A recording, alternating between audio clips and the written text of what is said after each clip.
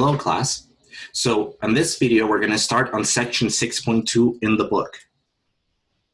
Okay, so section 6.2.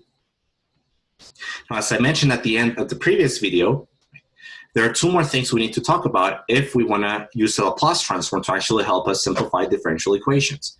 The first thing is the inverse of the Laplace transform, which we're going to talk about here.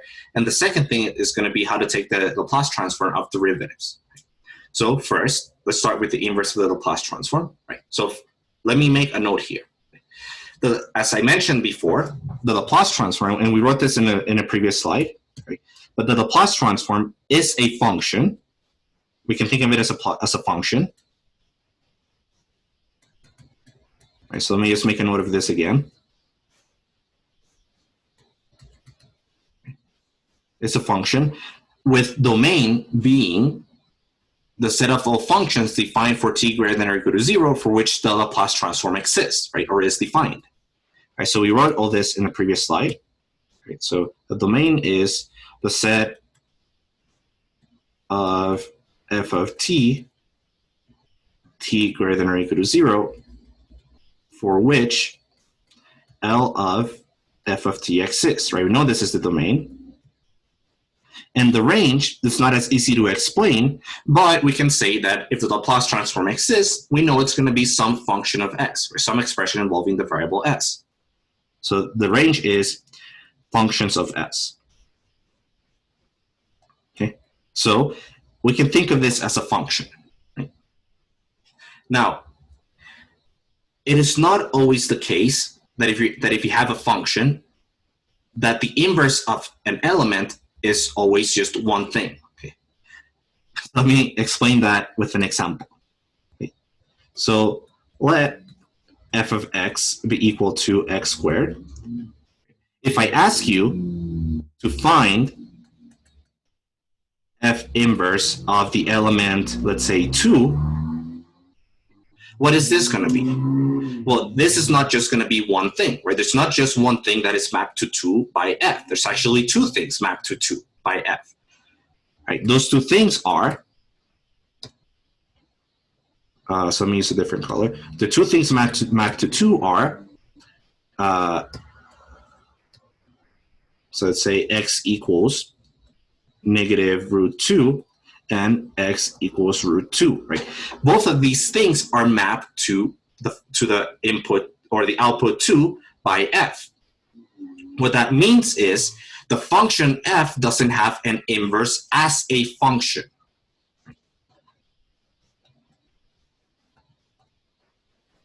Doesn't have an inverse as a function.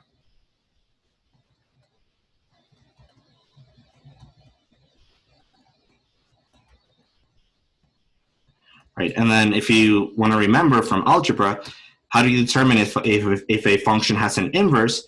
Well, it's the same as asking if the function satisfies the horizontal line test.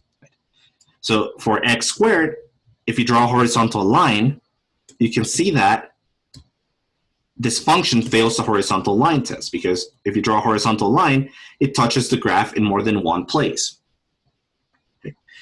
So this is an example of a function that's not invertible. Now, there are ways to get past this. For example, if you restrict your function to a certain domain, then it is invertible. So for example, if we restrict f of x to the interval, here's one example of one such interval, t greater than or equal to 0, x greater than or equal to 0, then it is invertible, which is the same as saying that the inverse exists, and is given by the square root of function.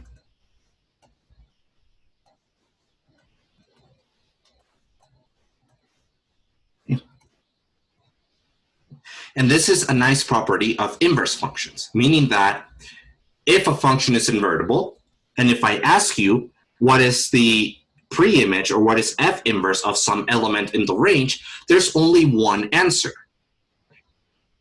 If your function is not invertible, then there could be more than one answer, like in this case.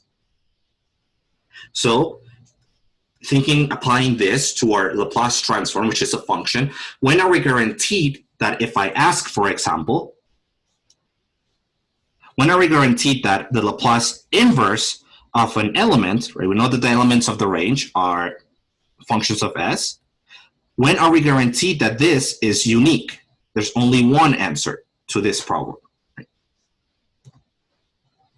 So when are we guaranteed that only one function is mapped to f of S?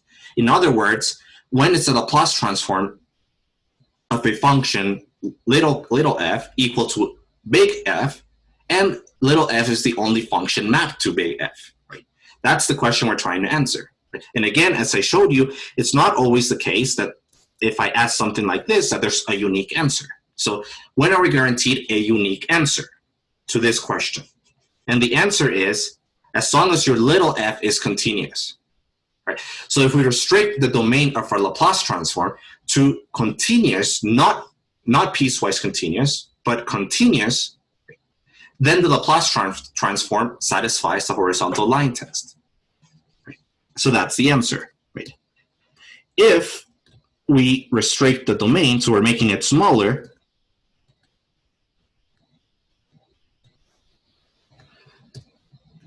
so if we restrict the domain of L to be D equals set of functions, but now continuous, right? So remember that by theorem 2, these functions can be piecewise continuous. Now I'm restricting it for them to be continuous, which is stronger than piecewise continuous. So the set of continuous functions for which the Laplace transform exists. If we restrict to this domain,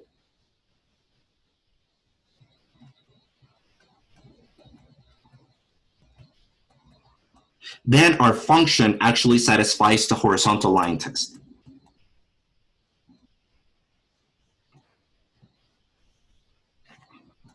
Meaning that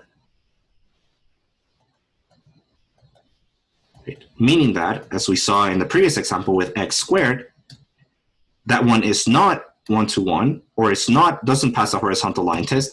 But if we restrict the domain, just like we did in the case of x squared, right? If we restrict the domain to x greater than or equal to 0, it is invertible. It does pass the horizontal line test. So we know that this question has a unique solution.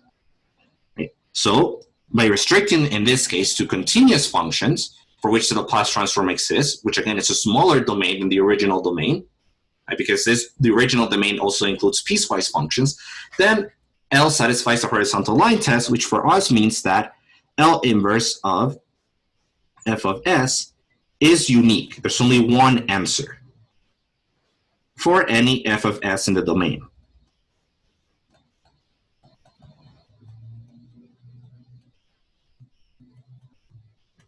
So why am I talking about this? Well, because if I have an expression of S, and if I say, okay, what function is mapped to this expression of S by the Laplace transform, I only want one solution. So that's why we're going to be restricting our focus to continuous functions of t, not piecewise, but continuous. Okay. So that's the idea. So very similar to what happens when you're trying to restrict the domain of a function to be invertible, we do the same with the Laplace transform because, again, the Laplace transform is a function. So if we restrict the domain suitably, then we can actually define the inverse function. Okay, so let me give you an example. We know that the Laplace transform of 1 is 1 over S. 1 is continuous, right? It's just a constant function. It is continuous. So we know that the Laplace inverse of 1 over S is 1. There's only one solution. Right? Similarly, the Laplace transform of e to the 3 times t is 1 over S plus 3, right?